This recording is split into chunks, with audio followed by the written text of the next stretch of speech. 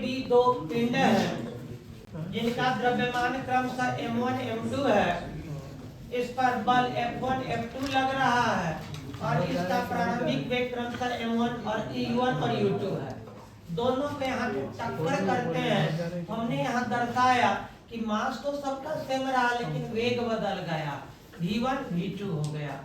फिर यहाँ पर हम लेकर के आए और आपको दिखाते हैं कि न्यूटन की गति के सेकंड लॉ से आप जानते हैं कि F बराबर क्या होता है, ma होता है। पहले आप देखे थे ना फोर्स बराबर क्या होता है, तो मास स्क्वायर एक्सेलरेशन होता है।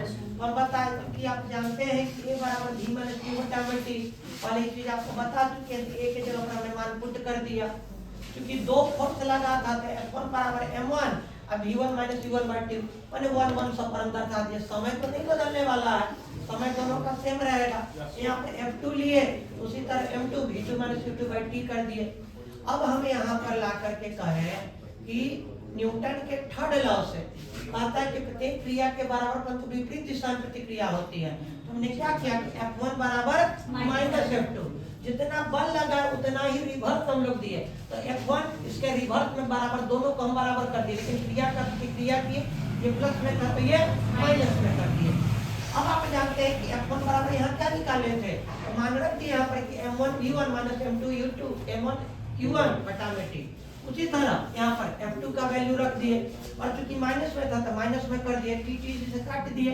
अब यहाँ पर हम सीधा किए कि m1 v1 इधर वाला इधर आ जाएगा तो प्लस में था m2 v2। प्लस होगा ना वहाँ पे,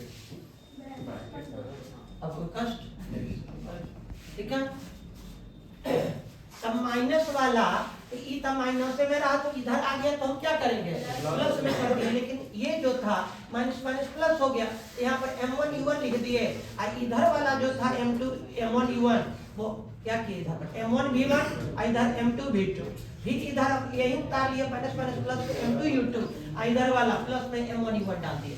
अब इसको हम सीधा किए, क्योंकि u आपका प्रारंभिक वेग होता है और v अंतिम वेग होता है, इसलिए हमने सीधा किया m1 u1 plus m2 u2 और फिर कर दिए बराबर m1 v1 plus m2 v2।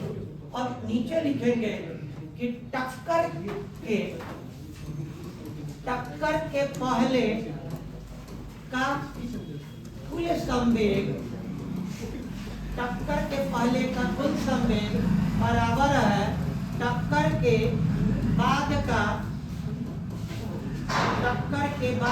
कुल संवेग, टक्कर के बाद का कुल संवेग, ठीक है।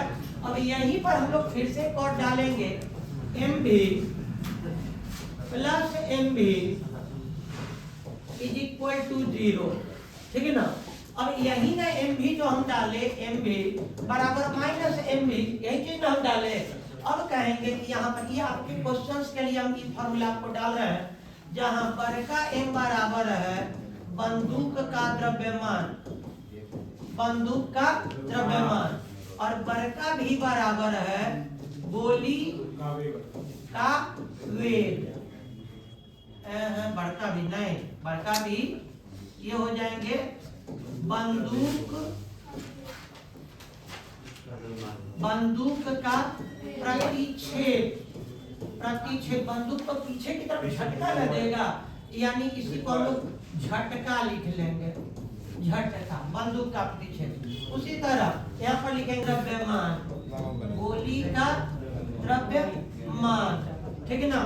छोटका भी बराबर है, गोली तो आगे की तरफ जाएगा तो गोली का वेग। बंदूक का झटका, कभी भी गोली फायर करेंगे तो बंदूक पीछे की तरफ झटका देगा, तो बड़ा भी जो है तो पीछे यानी झटका पीछे की तरफ, और गोली तो आगे की तरफ जाएगा, इसलिए गोली का हमने वेग दिया है।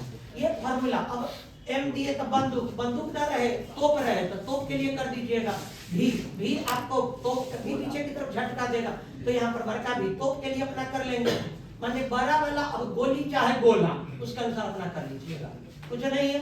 चलिए छापिए इसको, लेकिन बंदूक वाला ही होगा सब क्वेश्चन वगैरह। अब बंदूक या तोप दो ही रहेंगे।